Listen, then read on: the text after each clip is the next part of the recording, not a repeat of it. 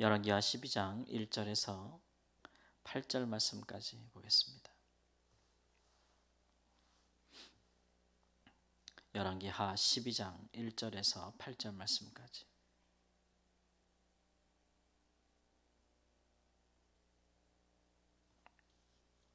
(12장 1절) 말씀. 예후의 제7년에 요아스가 왕이 되어 예루살렘에서 40년간 통치하니라. 그의 어머니의 이름은 시비아라 브알세바 사람이더라. 요아스는 제사장 여호야다가 그를 교훈하는 모든 날 동안에는 여호와 보시기에 정직히 행하였으되 다만 산당들을 제거하지 아니하였으므로 백성이 여전히 산당에서 제사하며 분향하였더라.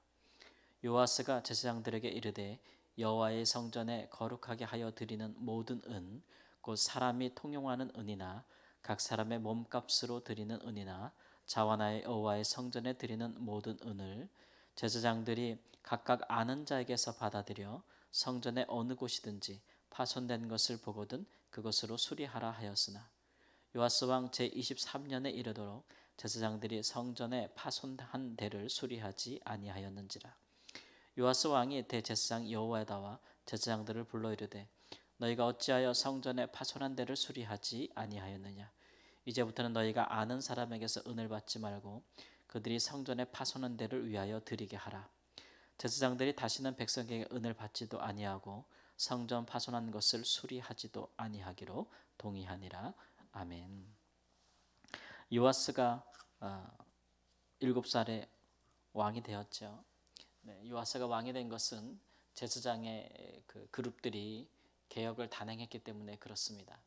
남유다에서 아합의 가문을 몰아내고 여호와의 신앙을 회복하고 사회적인 정의를 다시 회복하는 이런 일들은 제사장들이 주도해서 일어난 일들입니다.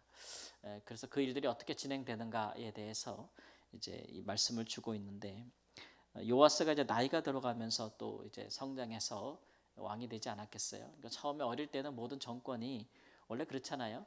왕을 옹립한 사람들이 모든 정권과 권한을 갖는 힘이 있잖아요. 그가 어릴 때는 제사장들이 그 모든 것들을 아마 그 힘을 가지고 왕을 호위하면서 또 모든 종류의 개혁을 단행하지 않았을까라는 생각이 듭니다.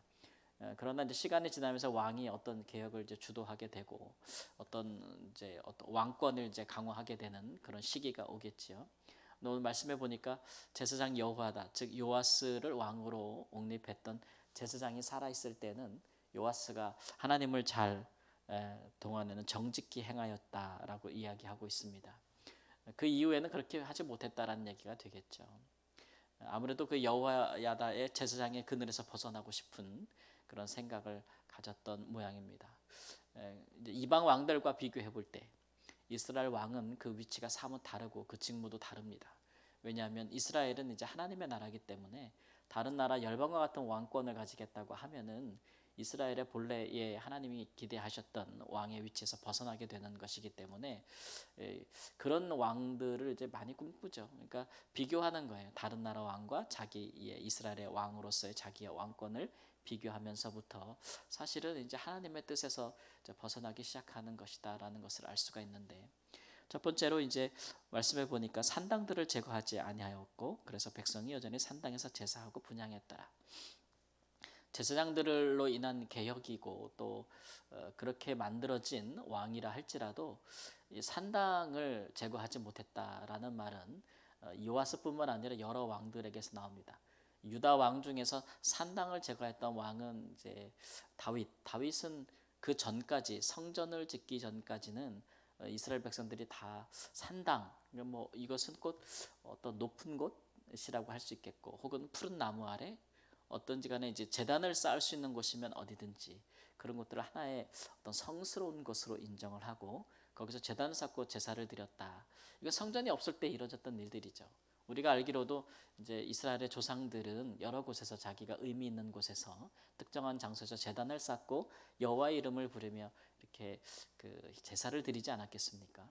근데 하나님께서는 이제 가나안 땅에 들어가도 그렇게 하지 말라 그러셨어요. 그리고 이제 한 곳을 정하여 그곳에서만 하나님 앞에 예배하라라고 했기 때문에 이걸 우리가 중앙성소라고 하는데, 이런 것에 대한 비전을 하나님께서 모세 때부터 주셨기 때문에 율법에 그 말씀의 기초에서 다윗은 이제 성전 짓기를 원하였고 그것을 위한 모든 준비를 하였고, 그렇기 때문에 이제 그런 산당에서 이런 그 제사하는 일들을 이제 제거하기를 원했죠.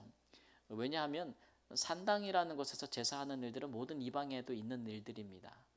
그들은 이제 중앙에 자기들의 신전을 갖고 있으면서도 또 각 높은 곳, 의미 있는 곳, 신성한 곳마다 또 이렇게 다 자기들의 어떤 신상을 만들어 놓고 그곳에서 이제 그렇게 제사하는 일들을 많이 했기 때문에 그것이 이제 가나안 땅에도 역시 마찬가지였고, 하나님께서는 가나안 땅 들어갔을 때 이스라엘 백성들이 이제 그런 일들을 본받는 그런 일들이 이스라엘 백성들이 하나님을 떠나게 되는 계기가 될 것이다 라고 했던 것을 우려했던 까닭이죠. 그래서 그것을 금하였습니다.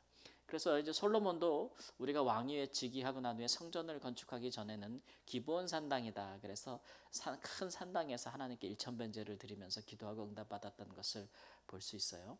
그러나 예루살렘 성전을 건축한 이유는 이후에는 그 모든 것을 금지했어야 이제 하나님 말씀을 잘 순종하는 것입니다.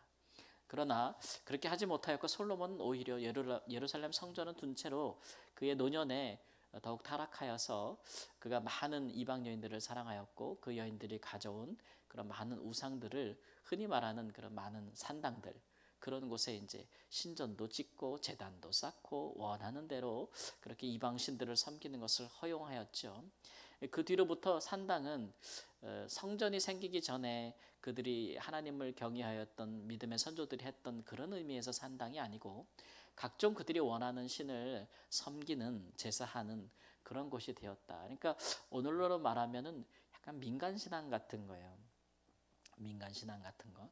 그런 것들은 상당 그 백성들 사이에 아주 뿌리가 깊죠. 그리고 그 삶에 아주 지대한 영향을 줍니다. 그리고 백성들이 간에 오랫동안 이렇게 뿌리 박힌 이런 민간 신앙들은 다른 것보다 개혁하기가 훨씬 더 어렵습니다.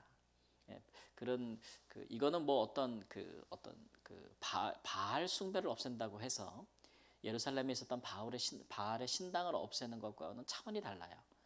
이런 것들은 그 형체 어떤 뭐 신전 같은 것들이 있는 것이 아니고 어디든지 백성들이 신성한 뭐 나무라든지 오는 높은 어떤 곳이라든지 아니면 신성한 바위라든지 어디든지 그들이 마치 우리나라 뭐 예전 같으면 어디든지 뭐 나무 같은 데나 혹은 뭐 성황당 같은 거나 아니면 뭐 정화수를 떠놓고 기도한다거나 뭐 이런 것들이 다 민간 신앙에 속하고 무속 신앙이라든지 그런 것들이 다 민간 신앙에 속하잖아요.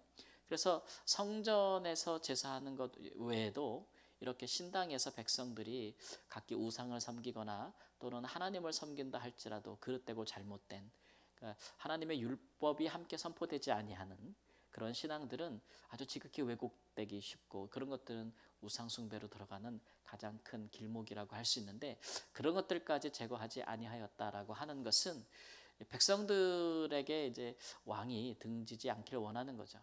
백성들에게 뿌리 깊게 남아 있는 그런 신앙에까지 손을 댐으로써 백성들로 하여금 왕에 대한 인식을 나쁘게 갖지 않게 하려고 하는 그런 하나의 단면의 모습이라고 할 수가 있겠습니다. 그러니까 그런 데까지 손대지 아니하였다라는 거예요.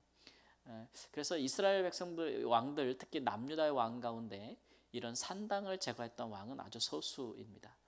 다윗 같은 사람이 그런 일들을 시도하였고 그 다음에 히스기야 왕 같은 사람, 그런 사람들, 그런 분들 한 분 정도 더 그렇게 그들이 그 산당을 제거하기를 개혁까지 하였지만 다른 왕들은 하지 못했어요.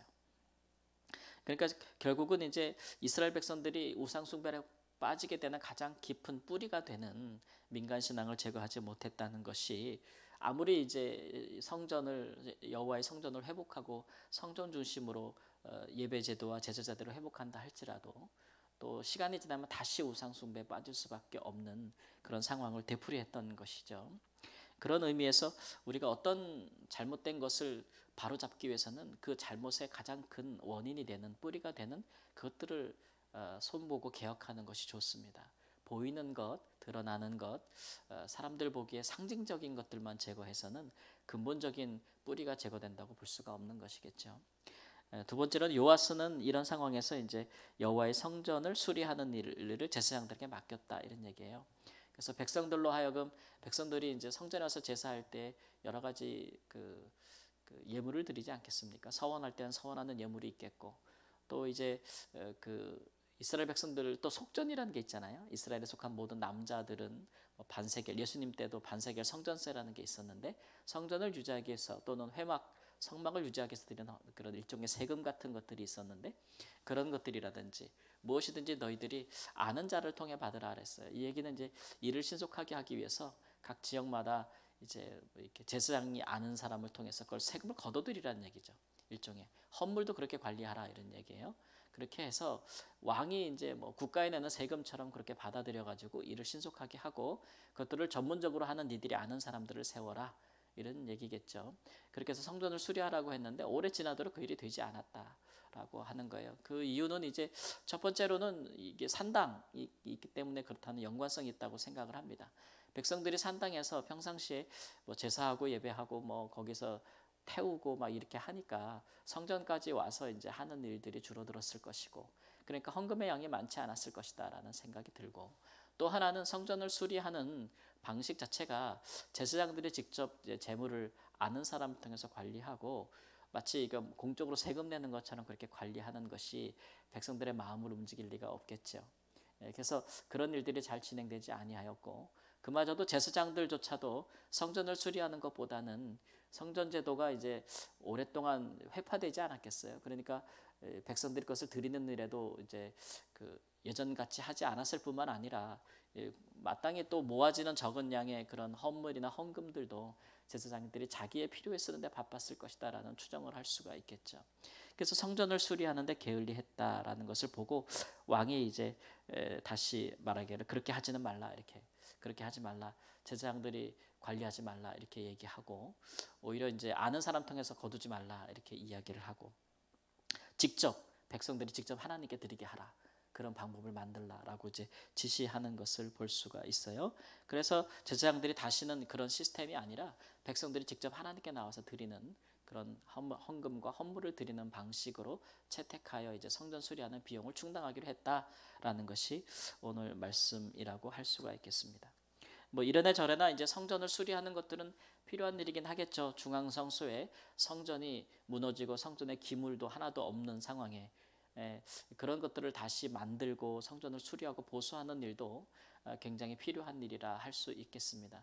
그런 일을 할 때에도 백성들이 하나님께 자원하여 드리도록, 하나님께 드리도록 하는 것들이 이제 가장 중요하겠고, 뭐 성도들이 오늘날도 이제 하나님께 예배할 때 헌금을 드리는데, 이것이 이제 성경의 감동으로 자원하는 마음으로 드리게 하면 참 좋은 것이나, 마치 이제 이런 것들이 일종의 내는 세금처럼 인식이 되어서 어떤 멤버십 같이 이렇게 인식이 되어서 사람을 통해서 강제로 걷어들이는 방식으로 이루어진다면 자원하여 드리는 사람들이 많이 없을 거예요. 그렇죠? 그런 일들을 이 성직자 혹은 목회자 이런 사람들의 손을 타지 않고 또 그런 사람들이 직접 관리하지 않도록 하는 것이 오히려 더 이제 성도들에게 신뢰를 얻을 수 있는 좋은 방법이라고 할 수가 있겠습니다. 이런 일에 하나님께서 하나님 앞에 백성들과 직접적으로 모든 일들이 이루어질 수 있도록 그런 일들을 할 수 있는 그런 수단을 갖는 것이 참 좋겠죠. 그러나 거듭 강조하지만 그런 것들보다 더 중요한 것은 흩어져 살고 있는 백성들의 마음 속에 그렇게 우상을 마음에 두지 아니하도록 산당을 제거하는 일이 훨씬 더 중요한 일이다라는 것들을 오늘 말씀에 우리에게 교훈하고 있습니다.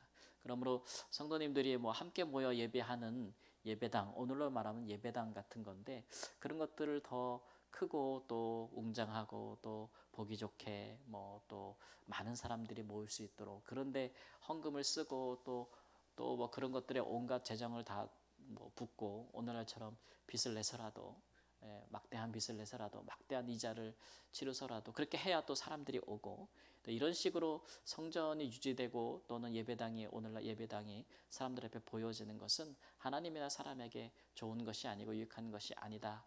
근본적인 신앙은 우리 자신이 성전이기 때문에 흩어져 있는 우리가 흩어져 있을지라도 우리의 신앙이 하나님 앞에 온전히 서고 하나님을 경외하는 것, 그걸 회복하는 것이 사실은 성전을 회복하는 가장 중요한 일이고 가장 뿌리되고 중요한 근본된 일들이다라는 것을 오늘 말씀에서 교훈하고 있습니다. 기도하겠습니다. 하나님, 산당을 제거하지 못했던 이스라엘의 역사를 보면서 오늘 하나님, 진정한 성전은 우리 자신이며 우리의 삶 가운데 하나님을 경외하는 그런 신앙과 삶으로 하나님 앞에 보여지고 드려지는 것이 진정한 아름다운 개혁임을, 신앙의 개혁임을 오늘 우리에게 말씀하고 계십니다. 이런 근본된 성경의 생각에서, 사상에서 떠나서 하나님 여전히 우리 가운데 보여지는 것, 드러나는 것으로, 또 물질의 많은 것과 또 그런 것들로 하나님 아버지, 우리가 주를 위하여 일한다 말하는 하나님, 그런 잘못된 길로 들어서지 아니하도록 하나님 인도하여 주옵소서. 화려하고 웅장하나 결국은 또 우상 숭배에 빠지고 마는 하나님, 그런 잘못된 역사를 반복하지 아니하도록 인도하여 주옵소서.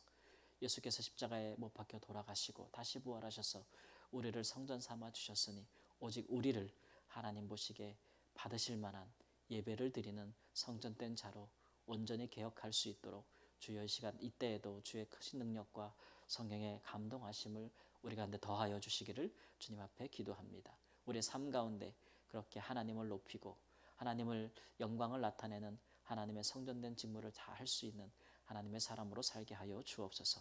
존귀하신 예수님의 이름으로 기도합니다. 아멘.